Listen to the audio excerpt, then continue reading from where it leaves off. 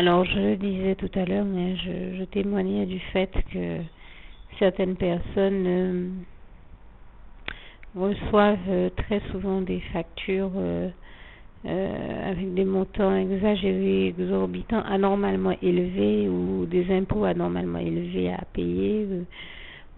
Ça peut prendre une autre forme, être sur une autre question que les factures et les impôts, mais en tout cas, avec des montants anormalement élevés qu'on leur impose de payer. Et je tiens à signaler que le mois de décembre est celui aussi où on voit le diable agir de la sorte, en particulier. Je disais comment au mois de décembre on voit une recrudescence de la montée de la violence, des meurtres, des disparitions et autres phénomènes bizarres. Mais avec cela, vous avez aussi, c'est l'un des moments où il choisit de matraquer les enfants de Dieu, de les torturer. C'est de la torture mentale que les enfants de Dieu subissent à cause du diable. Mais gloire à Dieu qui nous en délivre toujours.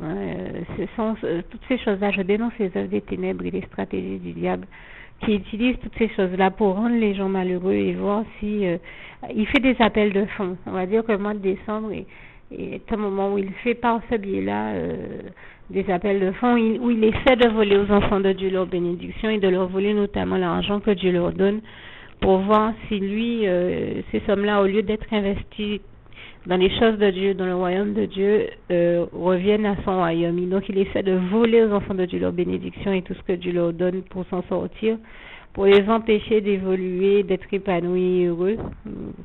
Il agit toujours de manière à essayer de voir s'il arrive à retirer les enfants de Dieu de la paix, de l'amour, de la joie que Dieu a mis dans leur cœur. Mais gloire à Dieu qui nous délivre toujours du diable et de tous ses méfaits. Et je précise que le diable fait tout ça notamment au mois de décembre parce qu'il sait également que le mois de décembre est un mois qui est cher au cœur et aux yeux des véritables chrétiens, des véritables enfants de Dieu, puisque c'est le mois où on célèbre la nativité de Jésus-Christ, le mois notamment au 25 décembre où on célèbre son anniversaire, j'ai envie de dire, et toute la gloire revient à Dieu, à Jésus, à son Saint-Esprit. Donc, moi, je suis quelqu'un que chaque année, au jour de Noël, le diable m'emmerde. Je suis sûre que beaucoup d'autres chrétiens vivent cette réalité-là. Dans mon cas, chaque année, pour Noël, il essaie de me tuer. Mais je rends grâce et gloire à Dieu, qui chaque année m'en délivre toujours, me bénit, me rend grâce et gloire. Je rends grâce et gloire à Dieu, qui chaque année me bénit, me sauve, me délivre de ces situations. Et j'en veux pour preuve que chaque année, si je suis en train de vous parler, c'est que Dieu m'a toujours sauvé la vie, malgré tout ce que le diable a fait. Donc c'est la preuve que ce que je vous dis est réel, à savoir que Dieu nous délivre toujours de toute épreuve et de toute attaque de l'ennemi. Et toute la gloire revient à Dieu, à Jésus et à son Saint-Esprit. Et ce que je voulais également dire, quand je disais que le diable fait un appel de fonds, donc il essaie de recueillir vos fonds, pour plus précisément de vous voler votre argent, puisque comme je disais tout à l'heure, Jésus nous avait assez bien, Jean 10, verset 10, que le diable c'est le voleur, celui qui vient pour voler, tuer, détruire, etc., etc. Je n'en dis pas plus pour ne pas choquer les âmes sensibles, mais vraiment, n'hésitez pas à aller lire dans vos Bibles comme ce passage est textuellement écrit. Alors qu'un peu plus loin, Jésus nous dit, mais moi, Jésus-Christ, je suis venu afin que les brebis aient la vie et la vie en abondance. Alors que le Seigneur Jésus vient nous apporter une vie de bonheur et une vie dans l'abondance. Et toute la gloire lui revient. Jésus veut nous bénir. Dieu a le désir profond de nous bénir, de nous voir heureux et épanouis, comme il est écrit en 3 Jean 1, verset 2, et je lui en rends grâce et gloire.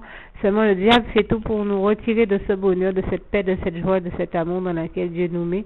Donc ne laissez pas le diable vous voler vos bénédictions, ni la paix, ni l'amour, ni la joie que Dieu a placé en vous et dans vos cœurs.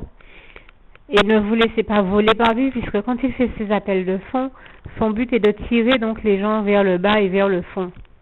Suivre le diable, c'est aller vers le fond. Il fait tout ça pour essayer de voir qui il réussira à perdre et à entraîner en enfer avec lui pour aller brûler dans le feu éternel de la géhenne. Et bien sûr, c'est une chose que je ne souhaite à personne. Donc ne suivez surtout pas le diable dans ses manœuvres et méfaits pour vous perdre, et ne laissez rien vous voler.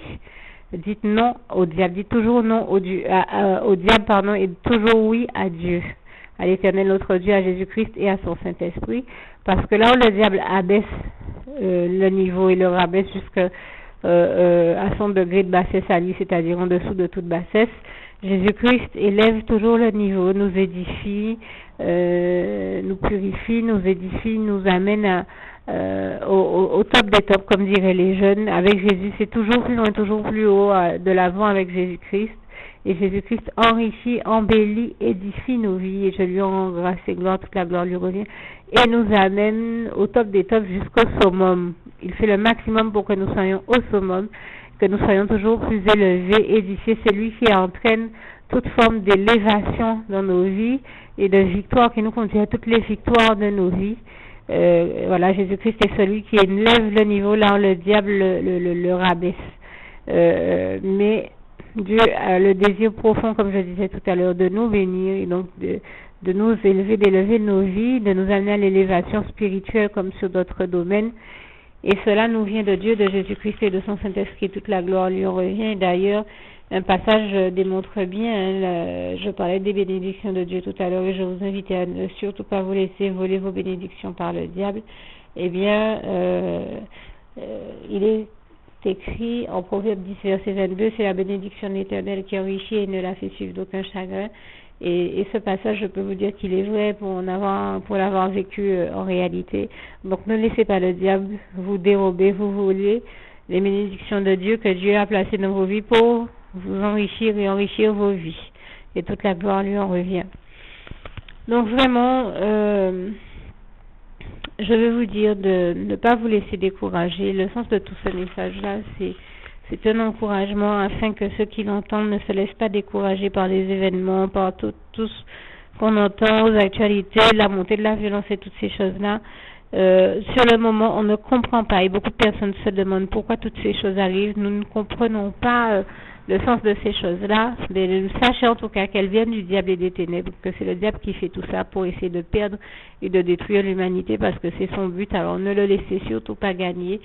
Et faites confiance à Dieu, car Dieu nous dit, ce que tu ne comprends pas aujourd'hui, je te le ferai comprendre demain. C'est-à-dire qu'en son temps, Dieu nous donnera l'explication profonde de tout ce que nous ne comprenons pas, et surtout, il nous bénira. J'ai l'habitude de dire, il y a des choses qu'il n'y a que Dieu, le Seigneur Jésus, à pouvoir nous expliquer. Il y a des choses qu'il nous permettra de comprendre et qui nous permettent de comprendre déjà dans cette vie sur terre maintenant.